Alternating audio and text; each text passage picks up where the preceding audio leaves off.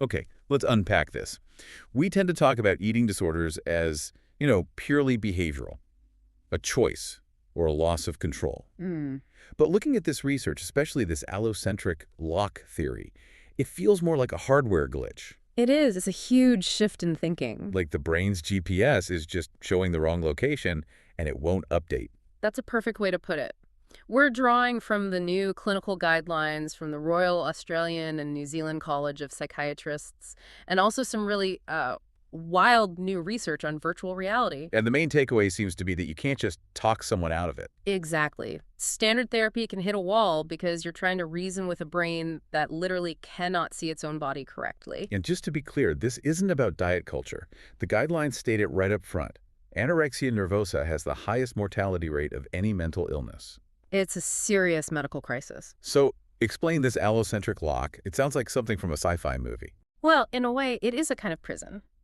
You have to understand that your brain has two ways of viewing your body. The first is egocentric. Okay. That's your real-time, first-person sensory experience, what you feel and see right now. So me looking down at my hands typing, Yeah. that's egocentric. Precisely. And the other mode is allocentric. That's a memory-based third-person perspective, like Yep. picturing yourself from across the room. An old photograph in your head. Yes, and the theory is that patients with anorexia get stuck or locked in that allocentric view. It's a negative offline memory of their body that just won't update no matter what their eyes are telling them. So the new data gets rejected. It's that GPS insisting you're in a field when you're clearly on a new highway. That is the perfect analogy, and since you can't reason with a faulty GPS, researchers are now trying to, well, hack the system using virtual reality. This is where it gets really interesting, the reference frame shifting. This Yes. is the body swapping tech, right? Mhm. Where they put a patient in a headset and they see an avatar that matches their real measurements. It is, and it forces the brain to reconcile what it's seeing with what it's feeling. It basically reboots that internal map and reduces that severe overestimation of body size. It's so much more powerful than just saying, you look fine. And for bulimia and binge eating disorder, they're using something a bit different. VRCET. Right. VRQ exposure therapy. They put a patient in a virtual kitchen, say, with all their trigger foods. Pizza, snacks, you name it. So it's exposure therapy without the calories. Exactly. It lets them confront the craving and the anxiety in a safe space until that response is extinguished. And the data shows it actually has better long-term outcomes than standard cognitive behavioral therapy. That's incredible. But let's be realistic for a moment. This technology isn't in every clinic yet. No, not yet. So if you're a parent sitting in a doctor's office today, what do these new guidelines say is the gold standard? For adolescents with anorexia, the guidelines are crystal clear. Family-based treatment, or FBT, is superior to individual therapy. Which makes total sense with the lock theory.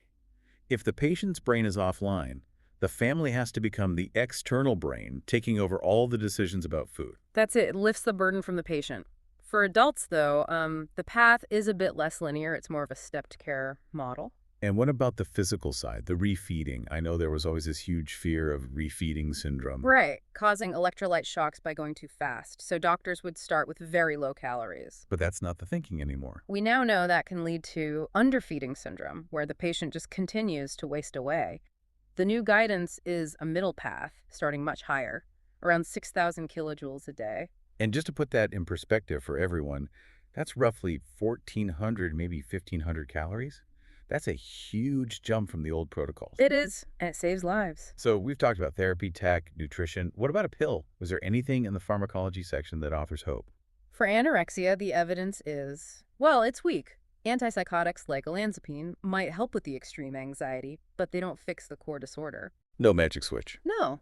For bulimia, on the other hand, high-dose fluoxetine has very strong evidence, but not for anorexia. Which brings us right back to where we started. You can't medicate a perception error. You can't. You have to override it. Yeah. Either with high-tech VR that forces the brain to see reality, or with a family that enforces a new behavioral reality until the brain finally catches up. That is the synthesis, yes.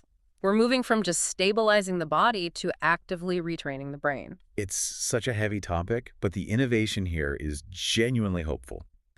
And it leaves me with this final thought for you. If our body image is just a memory, an old photograph that a VR headset can rewrite, what does that say about how any of us perceive ourselves? Mm-hmm. Are you really seeing yourself in the mirror, or are you just looking at an old picture you've decided is you? The line between our perception and reality is probably much thinner than any of us think.